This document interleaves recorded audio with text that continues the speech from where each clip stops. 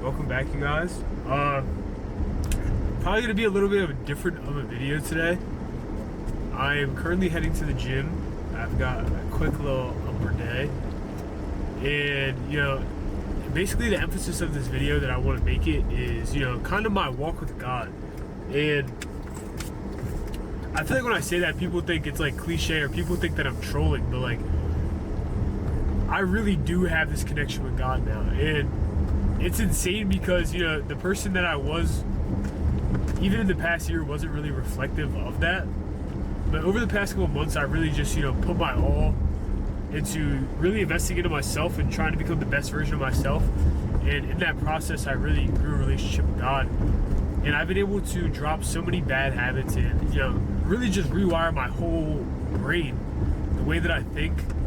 Removing stress, removing fear, even and obviously I'm still human, right? I still have these thoughts, I still have these things in my head sometimes that I feel as if it's so hard for me sometimes to do school or take the right action, like God. And Christianity in general is like, people think that when you turn to God you just have no problems. Like it's like, well, God's got me, like I don't have any problems. Like that is not true. You're still going to deal with the same problems, but overall your grieving system is going to be a lot different. You're going to respond to situations a lot differently. You're going to have a completely different mindset when it comes to how you respond to things, how you respond to people mistreating you, how you respond to maybe splitting ways, like literally whatever it is. How you respond to people testing you, the devil testing you, God testing you. All these trials that you go through, you're just able to look at it from a completely different light.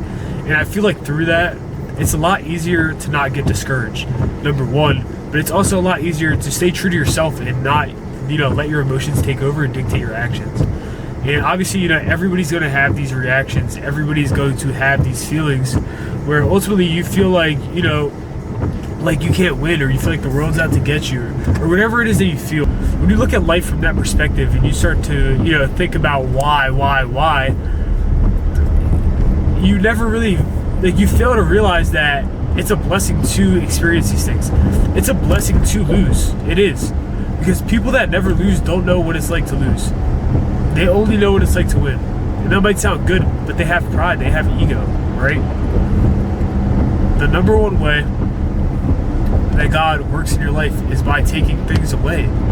He takes things away. He strips you of things. He puts you through hard times so you can drop your ego, drop your pride, and realize that you're not above Him.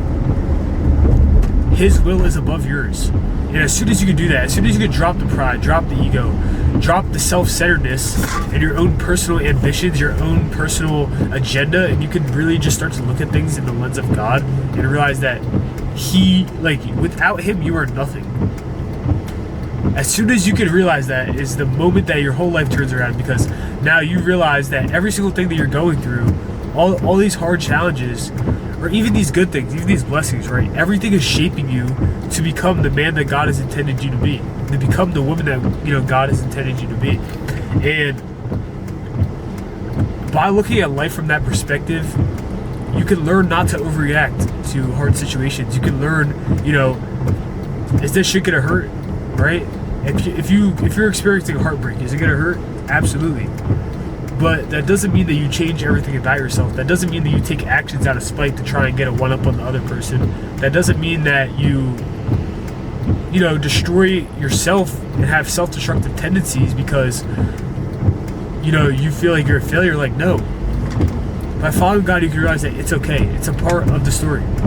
And then you look at it from the lens of, what can I learn from this relationship? What can I learn from this experience? What can I learn from this loss, this shortcoming? What can I learn to prevent it from happening next time? To prevent myself from feeling like this again next time? And that is how you grow. Just like anything, right? Just like anything. The only difference in your faith compared to other things, it is a daily commitment. Saying that you're walking with faith, saying that you're walking with God is a daily commitment. And if you say you have faith, but you have no works, then your faith is dead, right? If you say you have faith in God, but you don't reflect the actions necessary, and you're just a bad person, like anybody could say, I'm gonna go out tomorrow and I'm gonna get hammered, but you know, God forgives me because Jesus died for my sins. Like, yes, you are forgiven. Yes, that is correct. But your failure to, you know, understand that what you're doing is wrong and not part of God's will is withstanding you from actually receiving your blessings in God's love. And that was a hard pill I had to swallow myself, because I had extreme faith, I had extreme belief in God, and I thought that God was walking with me. But looking back, I realized like he was nowhere near me. I was so far away from God because my mindset was shifted onto my own personal agenda. And I didn't look at things for the bigger picture. I looked at things selfishly. I looked at, you know, what do I want to do? How does this substance make me feel? How does this act make me feel in the moment, right? I didn't look at a bigger picture. And that's what a lot of society falls to, is this short-term fulfillment, this short-term pleasure, this short-term gain, whatever it is, lust, addiction, you know, literally whatever it is. Everybody falls to something, and it's bound to happen. But with turning to God, like, but when you turn to God, you allow him to take that away from you, and you endure the struggle of what it's like to not live with that thing, right? And it's going to be hard. It's going to be hard. And it's supposed to be hard, because through perseverance of hard times, James chapters 1 verses 2 through 4, my brethren, count it all joy when you face various trials of all kinds, because through perseverance of these trials, you will be complete and lacking nothing, right? Through persevering through trials, persevering through hard times, you start to learn more about yourself. You start to build your character, okay? Your character starts to become built, and the foundation that is, like, God's foundation within you is going to be filled. It's going to be filled. God's foundation within you is going to be built on the first trials that you face, whatever that is. The first couple hard trials that you face are going to be what builds your foundation for Christ to work on. A lot of times you see we fall into similar things, similar sin, lying, addiction, lust, greed, envy, whatever it is. We fall to similar things. It almost feels like we're in a cycle. Like, you can't break the cycle, right? No. That's what's, like, this is what society and the devil programs you to think. We're programmed to think that smoking weed every day is normal. We're programmed to think that drinking all the time is normal. Going out on the weekends every single weekend is normal. Sleeping around, hookup culture. We are believed as a society to normalize that, and that these actions are normal. And that's where the problem stems, is our society, in my opinion, idolizes all of these things above God, when really God is telling us that we don't need any of these things. If anything, we should be turning away from the things that we idolize as a society. But the devil's so real, bro. And when you, like, I feel like really the way our society is built, it's just like we're farming the younger generation to, you know, be stuck in a constant cycle of sin. It's normalized to smoke weed, vape, smoke cigarettes, drink, go out and drink. The college dream, right?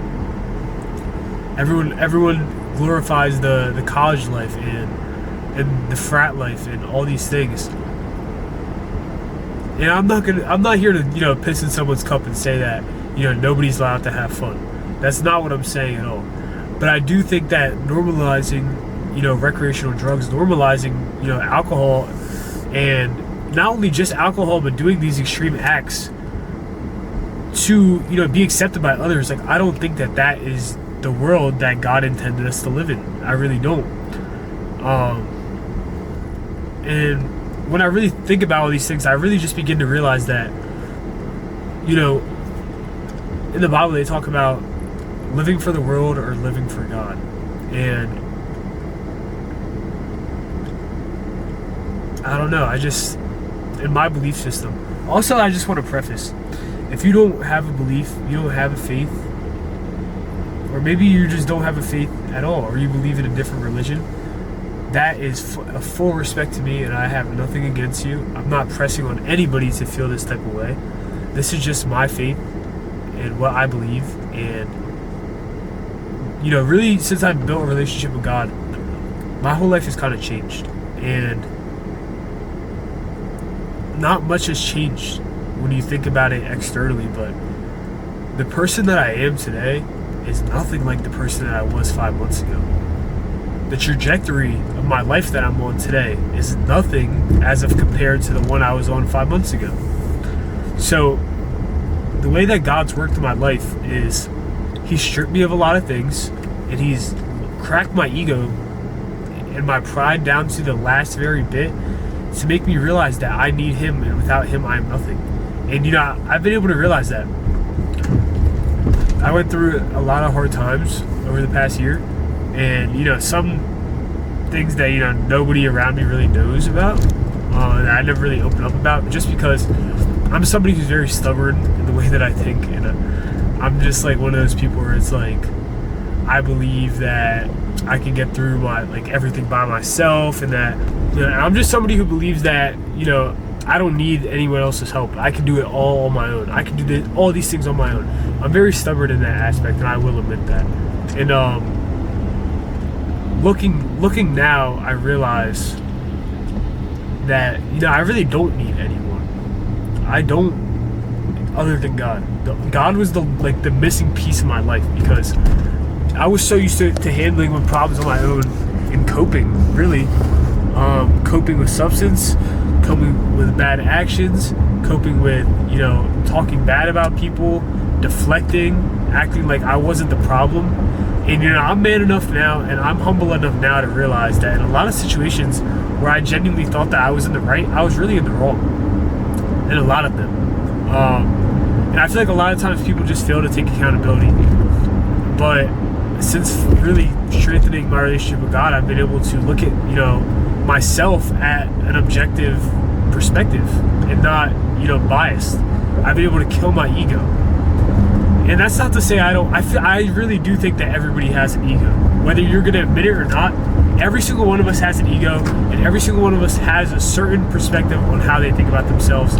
And, when you think about the actions you take, you always look at it from a biased perspective. You never look at it from an objective perspective. When you look at actions that other people take, you look at it from, an objective perspective, because you're not that person, you don't have their thoughts, you're not in their situation, and you never know all the facts. So in the same way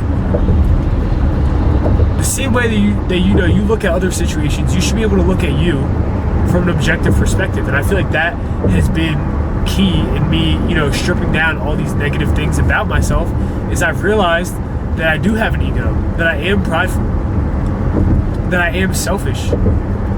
And, oh my gosh, bro. Brake checking me over here. No, but, in realizing these things, I've realized, I'm second. That's something I've noticed a lot now, is I am second. It's not about me. That's the saying I go by, is that, God is first, I am second, right? Because, really, without God, we wouldn't be here. At least I believe. And, Jesus Christ died on the cross for our sins. He sacrificed His own life and His own blood so that I could be forgiven for all the mistakes that I've made, which I made plenty of them, right? I've made plenty of them. I was also somebody who would judge other people for the mistakes that they've made, even though I made a ton of mistakes myself. But that's what I mean, is when you look at things from an objective perspective, and when you take yourself out of your own ego and out of your own, biased perspective, your own biased mind, you can realize that you're just as bad as everyone else, right? And I'm not sitting here calling all you guys bad people, because really I don't think that anybody is a bad person, truly. I don't believe that people are bad people. I believe that the way our society is built programs people to think that certain actions are normalized and that they're normal, when really they just fail to see perspective. And I feel like, I love everyone, regardless of, what race, religion, ethnicity, gender, whatever you are, right? I have no hate in my heart for anyone. But I think my least favorite people are people who fail to see things from another person's perspective. People who fail to look at things from another perspective, and that they just simply can't take themselves out of their own perspective and you know, try and look at something from the lens of someone else for once. Those are my least favorite type of people because they lack understanding. They lack common sense. They lack common knowledge and common human decency, right? Because if you wouldn't want something to be done to you, then why would you do that same thing to someone else? Why would you put someone else in a situation that you would never want to be put in? And just ask yourself that before you take your next action. Like, why would you, whoever it may pertain, why would you take an action that somebody else, if they were to do to you, you would feel, you know, hurt or a certain type of way? The truth is you wouldn't. You wouldn't take an action like that because if somebody did that to you, you'd be pissed, right? And you'd act a certain type of way.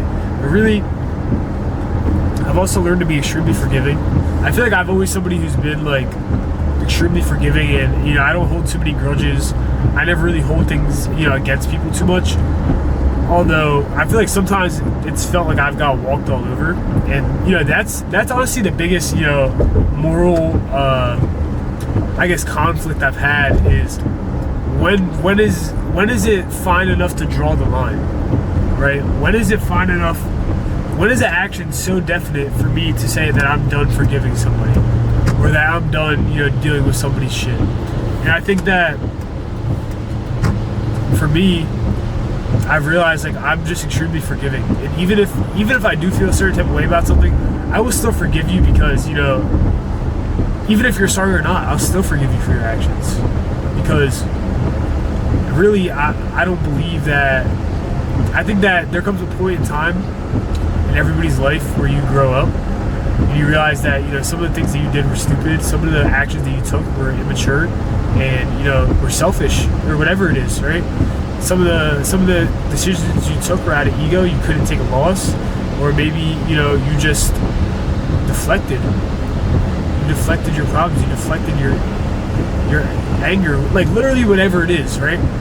I feel like a lot of our own self-intrusive thoughts and problems stem from neglect, and you know, maybe not neglect from someone else, but neglecting your own thoughts and your own feelings, and kind of just pushing through them, right?